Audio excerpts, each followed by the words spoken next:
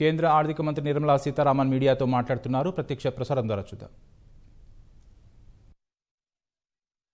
కాబట్టి ఇప్పుడు కోవిడ్ వల్ల వచ్చిన లాక్డౌన్ వల్ల వచ్చిన స్లో ఈ ఆపర్చునిటీని కూడా దీంట్లో ఎన్నో ఛాలెంజెస్ ఉన్నా కూడా ఆ ఛాలెంజెస్కి తగినట్టు ఏమేం చేయాలో చేస్తూ కొన్ని రిఫార్మ్ మెషర్స్ కూడా చేయాలి అని ఈ రిఫార్మ్ చేసి వదిలేస్తే ఇంకొకటి చెయ్యకపోతే చేసినది కూడా ఫలితం ఉండదు అనే రకంగా ఎప్పుడు కూడా భారతదేశంలో మనం అమెండ్మెంట్ చేసి తర్వాత లేదండి దీనివల్ల ఇది ఎఫెక్టివ్గా అవ్వట్లేదు అనే చర్చ వచ్చి మళ్ళీ పార్లమెంట్లో వెళ్ళి ఇంకోసారి కరెక్షన్ చేయడం ఇవన్నీ జరుగుతూ మనం చాలా వరకు చూస్తాం.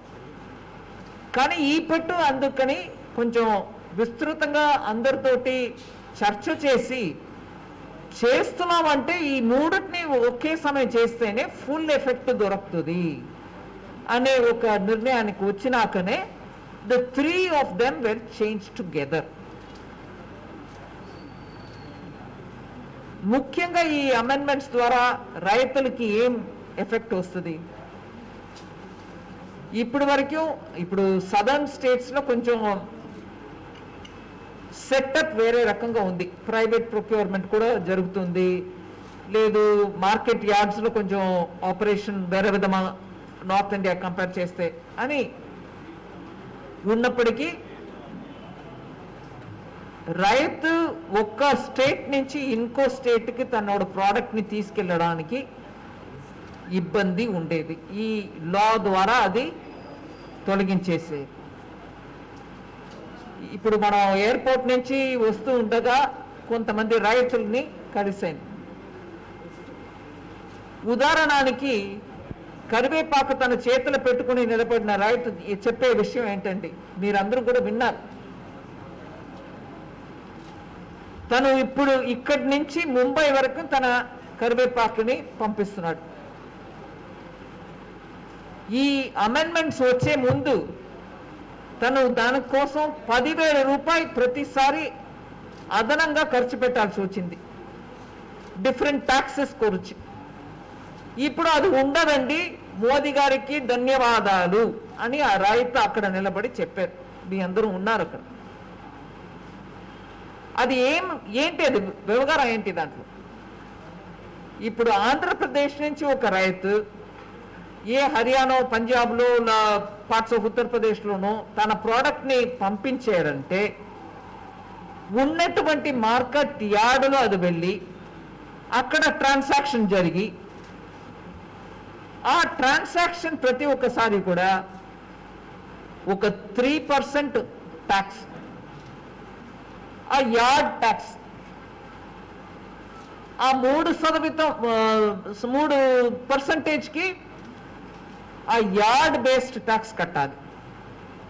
అది కాకుండా ఇంకొక 3% అగ్రి ఇన్ఫ్రాస్ట్రక్చర్ కొరకు అని చెప్పి అక్కడ కలెక్ట్ చేసే ఇంకో 3%, పైపెచ్చు 2%, 2.5% మధ్యవర్తుల కోసం ట్యాక్స్. సో మొత్తానికి 8 to 8.5% ట్యాక్స్ కే వెళ్తుంది. ఇప్పుడు మనం చెప్పేది ఏంటంటే ఆ ఏపీఎంసీ ఇంటాక్ట్ గా ఉంటుందండి, మేము అది ముట్టుకోవట్లా. ఎందుకంటే ఏపీఎంసీ అనేది స్టేట్ లో, ఆ స్టేట్ లా ద్వారా ఎస్టాబ్లిష్ అయినటువంటి రైతు బజార్ అనండి, లేకపోతే committee, marketing committee, marketing yard అండి, అక్కడ జరుగుతున్నటువంటి విషయాల్లో మనం జోక్యం చేసుకోవట్లే. దానికి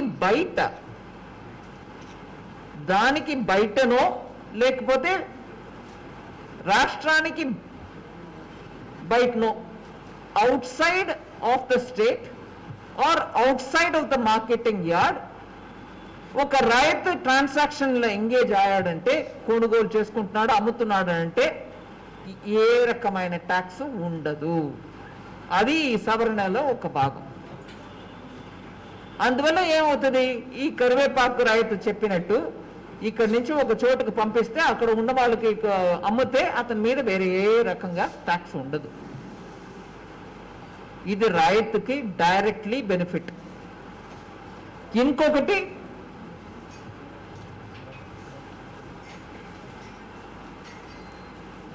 ఇప్పటి వరకు ఎంఎస్పి మినిమం సపోర్ట్ ప్రైస్ మీరు చూస్తే 2014 నుంచి ఇవాళ వరకు వరి లేకపోతే గోధుమ ఈ రెండిటికే ఎంఎస్పి అనే పరిస్థితి లేకుండా వాడుకు కూడా ఇచ్చి, అది కాకుండా ఎంఎస్పి ఇవ్వడానికి ఉన్నటువంటి లిస్టు దాంట్లో 22 to 23 ఐటమ్స్ ఉన్నాయి. ఆ 22 to 23 ఐటమ్స్ కి ఇప్పటికి ముందు ఉన్నటువంటి కాంగ్రెస్ ప్రభుత్వం యూపీఏ ప్రభుత్వంలో ఎక్కువ వరి గోధుమకే ఇచ్చారు. అందువల్ల యాక్చువల్లీ స్పీకింగ్ మీరు చూస్తే పప్పులు నువ్వులు వేరుశనగ ఇట్లాంటిది మెల్లగా కల్టివేషన్ ఏరియా తగ్గించింది. ఎందుకంటే అందరూ చూశారు ఎంఎస్పి వరికి ఎక్కువ ఇస్తున్నారు లేకపోతే గోధుమకి ఇస్తున్నారు అన్నప్పటికీ అందరూ అక్కడ వెళ్ళారు. కానీ తను ముందు కల్టివేట్ చేస్తూ ఉన్నటువంటి కోర్స్ గ్రెయిన్స్ జొన్న మొక్కజొన్న ఇట్లాంటిది వదిలేసుకొని వరి గోధుమ పంట ఎక్కువైంది. మేము అంటున్నాం మీరు 2014 నుంచి ఇవాళ వరకు లిస్ట్ తీసి చూస్తే మోదీ గారు గెలిచి వచ్చినప్పటి నుంచి నువ్వులైనా వేరుశనగలైనా రాగి millets jowar course grains cultivation కు కూడా ఎంఎస్పి ఇవ్వడం మొదలైంది. ఊరికే ఇవ్వడం మాత్రం కాదు, కొనుగోలు కూడా ఎక్కువ అయింది. సో వరి గోధుమ ఇతర రకాల పప్పులు నువ్వులు లేకపోతే గ్రౌండ్ నట్స్ ఆయిల్ సీడ్స్ ఇవన్నిటికి కొనుగోలు ఎక్కువైంది. దానికి ఇచ్చిన రేటు ఎంఎస్పిలో పెంచారు. అది ఇప్పుడు కంటిన్యూ అవుతుంది. రెండో విషయం అది. మూడవది టమాటాలు లేకపోతే కాయగూరలు ఇది పండించే రైతులకి రేట్ గిట్టుబాటు ధర కూడా దొరకకపోతే మనం ఎన్నోసారి చూస్తున్నాం, మాకు గిట్టుబాటు ధర దొరకలేదండి ఏం అక్కర్లేదని రోడ్డు మీద విసిరేసిపోయే కాలం మనం చూసాం. దానివల్ల దేశానికి నష్టం. ఎందుకంటే దానివల్ల ఒకటి జనానికి వెజిటబుల్ దొరికేది, రెండు ఎక్కువ కల్టివేషన్ ఉన్నప్పుడు దాన్ని ప్రాసెస్ చేసి ప్రాసెసింగ్ ద్వారా వాల్యూ అడిషన్ తీసుకొస్తే ఎకానమీకి అది కూడా మంచిది. అంటే టొమాటోలు ఎక్కువ వస్తే దాన్ని తీసుకెళ్ళి టొమాటో కెచప్ సాసో చేస్తే కూడా ఆ యూనిట్స్ లో ఉద్యోగాలు దొరుకుతాయి.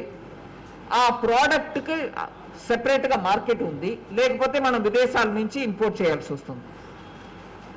అలా త్వరగా పాడయ్యే టైప్ వెజిటబుల్ ఫ్రూట్స్ కో ఇప్పుడు మీరు ఈ కాంట్రాక్ట్ ఇవ్వడానికి అంటే ఒకరు కొనుక్కోవడానికి ఇష్టం ఉన్న వాళ్ళు వచ్చి మీ దగ్గర విత్తనాలు వేస్తున్న ఆ సమయంలోనే వచ్చి మీ దగ్గర పంట ఎంత ఉంటుంది, ఈ క్వాలిటీ ఉంటుందా, నేను విత్తనం కూడా ఇవ్వడానికి సిద్ధంగా ఉన్నాను, మీరు తీసుకోండి, కాంట్రాక్ట్ లో భాగమా కాదు కానీ నేను కొనుగోలు చేసుకుంటాను కాబట్టి మంచి విత్తనం ఇస్తే మంచి ప్రోడక్ట్ దొరుకుతుందని ఇట్లా అగ్రిమెంట్ చేసుకొని దాన్ని కొనుగోలు చేయడానికి రెడీగా ఉన్నవాళ్ళు చేసుకోవడానికి వీలుగా అగ్రిమెంట్ చేసుకోవడం, దీనికి ఒక ప్రోఫార్మా సెట్ చేయడం, దాంట్లో డిస్ట్రిక్ట్ అడ్మినిస్ట్రేషన్ తోటి మాట్లాడుకొని ఫేర్ రేట్ ఎంత ఉంటుంది దాని కింద తీసుకోకూడదు అని ఇవన్నీ మార్పులు చేర్పులు ఇంకో రకం. దీనికి తోడు సరే ఇలా కొనుగోలు చేసుకున్నారు, దానికి వాల్యూ అడిషన్ చేయాలి. లేదు నేను టొమాటో ఎగ్జాంపుల్ తీసుకున్నప్పుడు చెప్పాను, ఉదాహరణంగా సాసో కెచపో చేయాలి, అది తీసుకొచ్చి ఒక చోట్ల పెట్టుకున్నారు అన్నప్పటికీ ఇప్పుడు ఉన్నటువంటి వ్యవస్థలో ఏమయ్యా ఎందుకు ఇంత పెట్టుకున్నావు అని అతని మీద రైడ్ అతని మీద కేసు పెట్టడం ఇవన్నీ జరుగుతున్నాయి. అక్కర్లేదు, ఎసెన్షియల్ కమోడిటీస్ యాక్ట్ అని ఉన్నంత ఆ లాలో కొన్ని సవరణలు చేస్తే ఇట్లా జెన్యున్లీ ఫుడ్ ప్రాసెసింగ్ కోసం కొనుగోలు చేసుకొని పెట్టుకున్నారు. శనగలు కొన్నారు శనగపిండి తయారు చేయడానికి, బస్తాలు పెట్టుకుని కూర్చున్నారు, ఆయన్ని రేట్ చేస్తే ఎసెన్షియల్ కమోడిటీ యాక్ట్ కింద నెక్స్ట్ టైం రైతు పక్కన వెళ్ళడు అతను. సరే నెక్స్ట్ టైం రైతు దగ్గర నుంచి కొనాలి, నువ్వు కొనుక్కో, కానీ 5 కేజీ కొను 10 కేజీ కొను అంటే అది శనగపిండి తయారు చేయడానికి ఎకనామికల్గా ఉండదు. అందువల్ల కొనుగోలు లార్జ్ స్కేల్లో కొనుక్కొని దాన్ని ప్రాసెస్ చేయడానికి వీలుగా ఉండాలని ఎసెన్షియల్ కమోడిటీ యాక్ట్ను కూడా సవరణ చేశాం. నేను ఓపెనింగ్ స్టేట్మెంట్గా ఇంతవరకు బ్రాడ్గా ఇండికేట్ చేస్తున్నా. ఐఎమ్ షూర్ మీరందరూ కూడా ఇవన్నిట్లో బాగా అధ్యయనం చేసుకొని అర్థం చేసుకొని వచ్చిన సీనియర్ జర్నలిస్ట్. ఇంతకంటే నేను ఇప్పుడు చెప్పకుండా మీ ప్రశ్నలకి జవాబు చెప్తూ I can explain a few more things. ఒక నిమిషం వారు నడుపుతారండి. ఎవరు? Introduce yourself, from which media you are, electronic or print media. Introduce yourself and your presentation. Mic pass చేస్తుంది ఉందండి మైక్. మేడం, కాంట్రాక్ట్ ఫార్మింగ్ అన్నారు. అయితే ఈ ఒప్పందంలో రైతులకి జరిగే నష్టాన్ని మీరు ఎట్లా పూడుస్తారు? First of all, Excuse me, please introduce yourself. So my name is Dhananjay madam from ETV.